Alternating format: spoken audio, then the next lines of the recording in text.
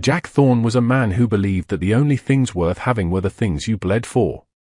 He had spent the first half of his life looking down the barrel of a Colt Navy revolver, a notorious gunslinger whose name was whispered in saloons from Tucson to Deadwood. He had buried that life, along with his guns, beneath the frozen soil of the Wyoming Territory, trading lead for land. Now, he ran the Iron Ridge Ranch, a sprawling empire of 3,000 acres that he ruled with the same cold, calculated precision he had once used to clear a street of outlaws. It was the dead of winter, late October 1883, and the Wyoming wind didn't just blow, it screamed. The snow had been falling for 3 days straight, blanketing the plains in a suffocating layer of white that hid the horizons. The temperature had dropped low enough to freeze water in a canteen within minutes. To Thorne, the brutal weather was just another adversary to be outlasted. He believed in grit.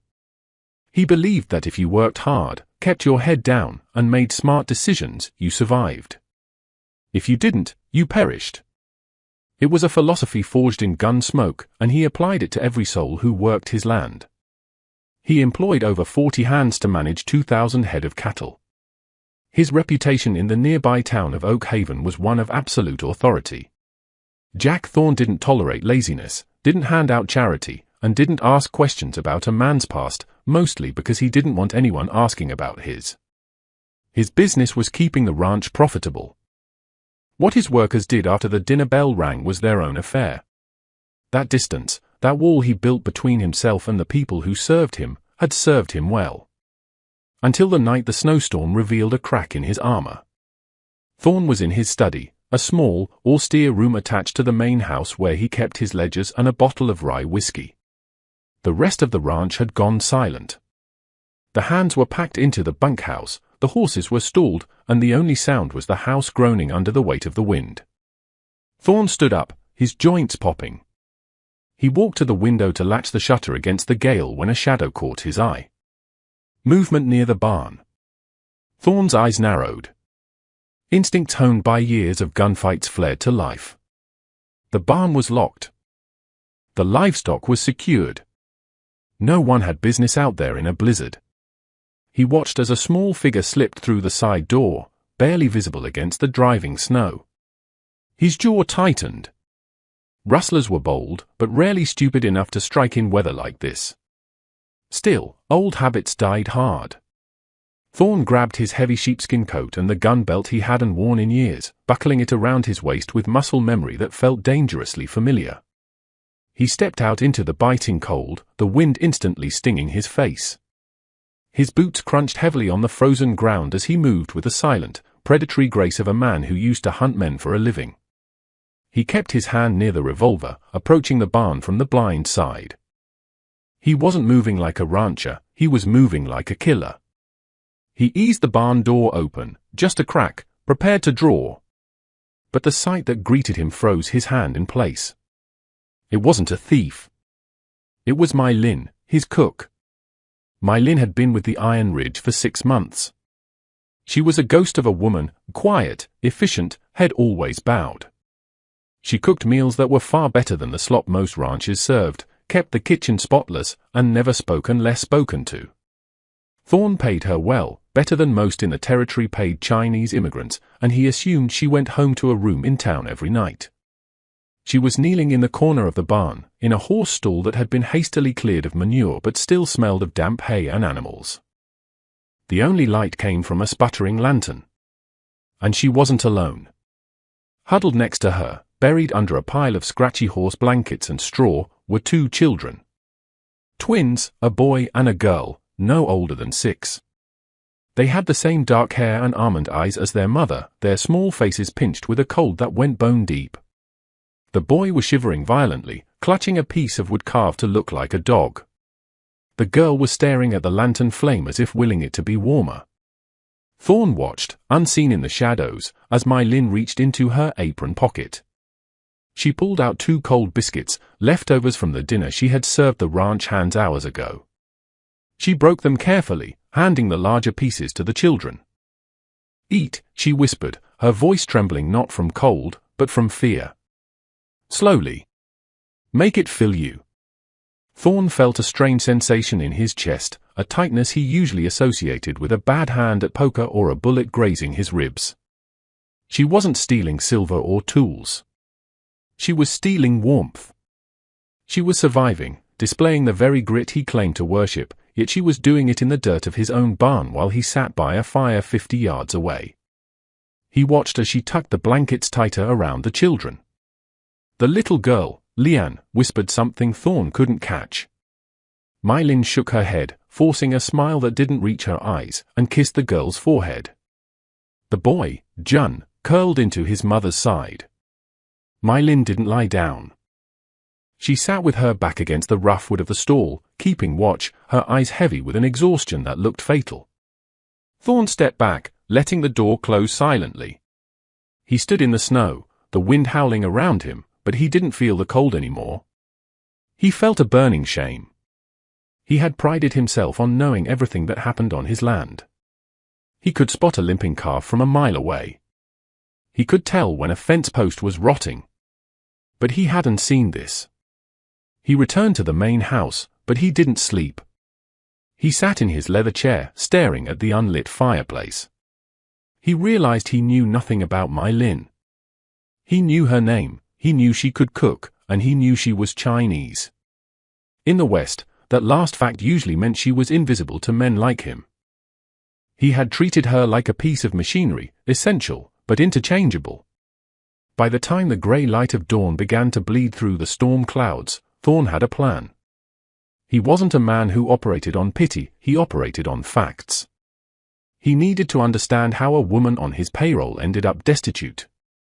The ranch came alive with the sunrise. Thorne watched from the kitchen window. Mylin was already at the stove, frying bacon and brewing coffee. She looked immaculate, her hair pulled back tight, her apron clean. If he hadn't seen her in the barn, he would never have known she had spent the night freezing in straw. He walked into the kitchen. The heat of the stove hit him, contrasting sharply with the memory of the barn.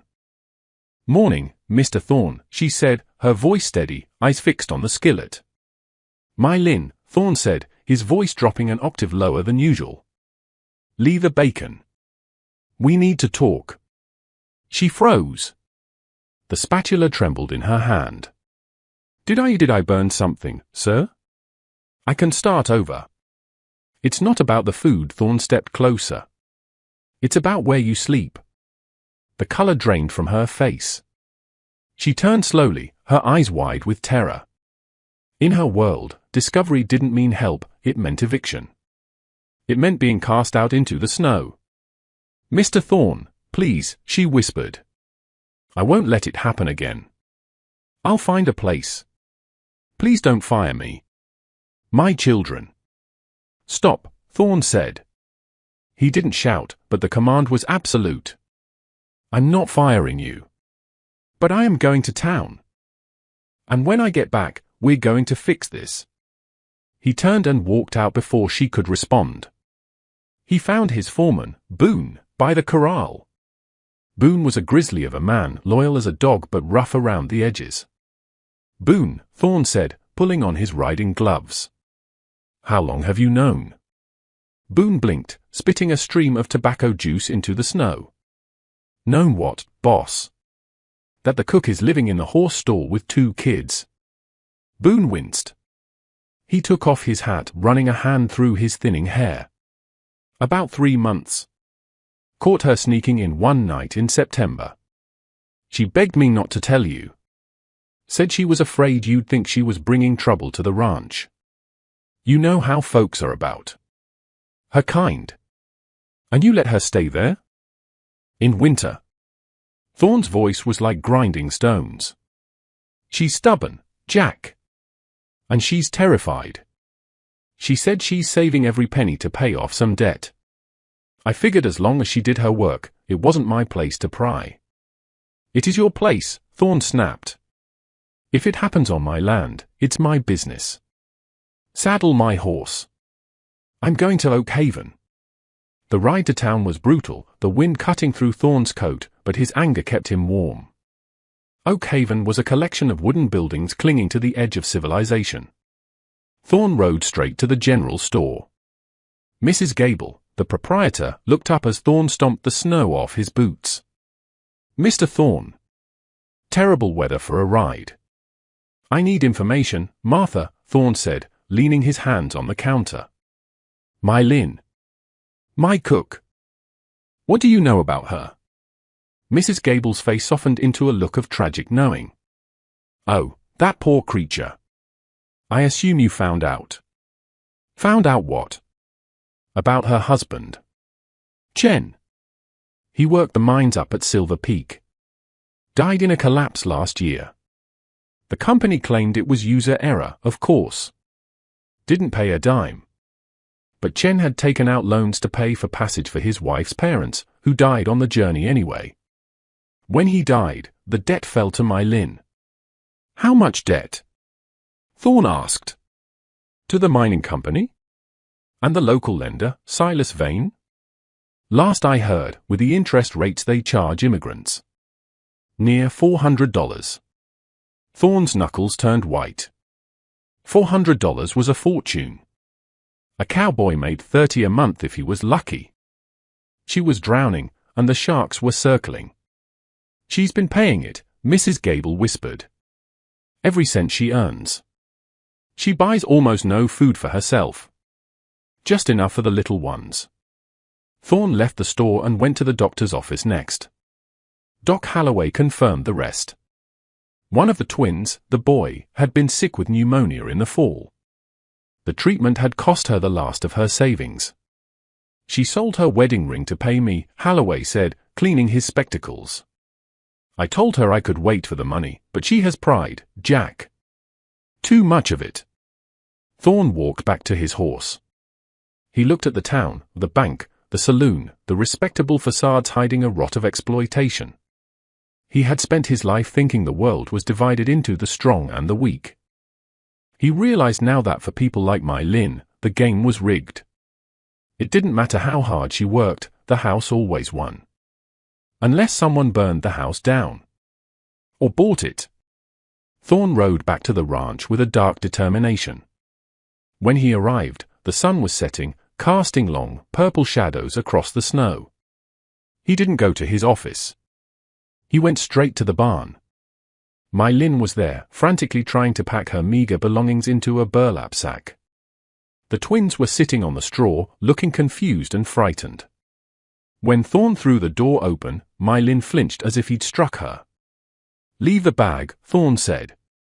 "We are going, Mr. Thorne," she stammered, tears freezing on her cheeks. "We will find a place. We won't bother you." "I said leave it." Thorne walked over, looming over her. She cowered, shielding her children. Thorne knelt down, bringing his face level with hers. For the first time, she saw that his eyes weren't angry. They were tired. "You aren't going anywhere," Thorne said quietly. "Not out there. You'll freeze before you hit the main road. But pack only what you need for tonight. You're sleeping in the main house. The guest room is made up. It has a fireplace. It has beds." My Lynn stared at him, her mouth opening and closing. "Mr. Thorne. I cannot. I am the cook. It is not right. People will talk." "Let them talk," Thorne growled. "If anyone has a problem with it, they can take it up with me. And from what I recall, nobody in this territory is stupid enough to do that." He looked at the boy, Jun, who was still clutching the wooden dog. Thorne reached out, and the boy flinched. Thorne paused, then gently tapped the wooden toy. "Good carving. Did you make that?" The boy nodded slowly. "You got steady hands," Thorne said. He stood up. "Move. Now. Before the temperature drops again." He ushered them across the yard, shielding them from the wind with his own body. He brought them into the main house, a place no worker had ever been invited to stay.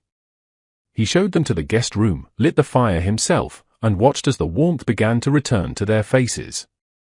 "Tomorrow," Thorne said, standing in the doorway, "we change the arrangement. No more barn. No more debt."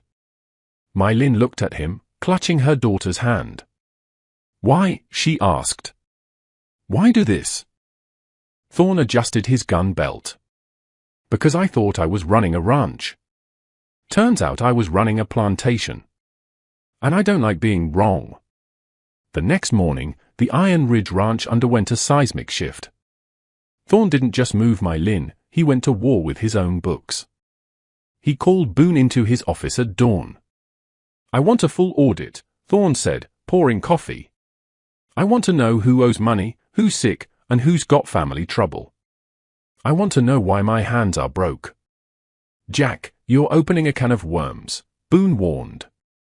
You start digging into these men's lives, you're gonna find a lot of misery. Good. Find it. Then bring it to me. 3 days later, Thorne called a meeting. But this wasn't a meeting with his hands, it was a meeting with the investors who held stakes in the cattle drive. The primary stakeholder was Thaddeus Crow, a man with soft hands and a hard heart, who lived in the city and only came to the ranch to complain about margins. They sat in the dining room. Crow, a portly man in a velvet suit, looked annoyed. Thorne, why did you drag us out here in a blizzard? This could have waited until spring. No, it couldn't, Thorne said. He stood at the head of the table. I'm making changes to the payroll. Effective immediately, all wages are increased by 15%. And I'm establishing a relief fund for injuries and family emergencies. Crow laughed. It was a wet, dismissive sound. You've lost your mind. We're running a business, not a charity. You pay these men what the market dictates. If they can't live on it, they should work harder. I have a woman working for me, Thorne said, his voice dropping to that dangerous whisper. She works 16 hours a day. She doesn't drink, doesn't gamble. And she was living in horse shit because the market decided her life is worth less than a shovel. That ends today. My Lin? Crow scoffed. The Chinese woman? Thorne, be reasonable. They're used to those conditions. It's how they live. You can't bankrupt us to save a stray. Thorne didn't shout. He didn't slam the table. He simply unbuckled the leather strap on his holster. The sound was small, but in the silence of the room, it sounded like a cannon shot. Crow, Thorne said, you seem to forget how I got the money to buy this land. Crow stopped laughing. He swallowed hard, his eyes flicking to the revolver on Thorne's hip. Now, Jack, there's no need for theatrics. I'm buying you out, Thorne said. I'm buying your share, and I'm paying you exactly what you put in 5 years ago. No interest. No profit. You can't do that. We have a contract. I'm altering the deal, Thorne said. You take the check, and you get off my land. Or we can settle this the way we used to settle disputes before contracts were invented. Crow looked at Thorne's eyes. He saw the gunslinger there, the man who had walked through hell and come out carrying the devil's own luck. Crow signed the papers. He left within the hour. The following morning, the snow had stopped. The sky was a piercing, brilliant blue. Thorne stood on the porch of the main house. He had ordered every hand on the ranch to assemble. 40 men stood in the snow, breath steaming, confused and wary. My Lin stood by the kitchen door, Jun and Lian peeking out from behind her apron. They looked clean, warm, and for the first time, hopeful. Listen up. Thorne's voice carried across the yard. I've been running this place on a simple rule, you reap what you sow, hard work gets you paid. Slacking gets you fired. The men nodded. That was the law of the West. I was wrong, Thorne said. The silence was absolute. Jack Thorne never admitted he was wrong.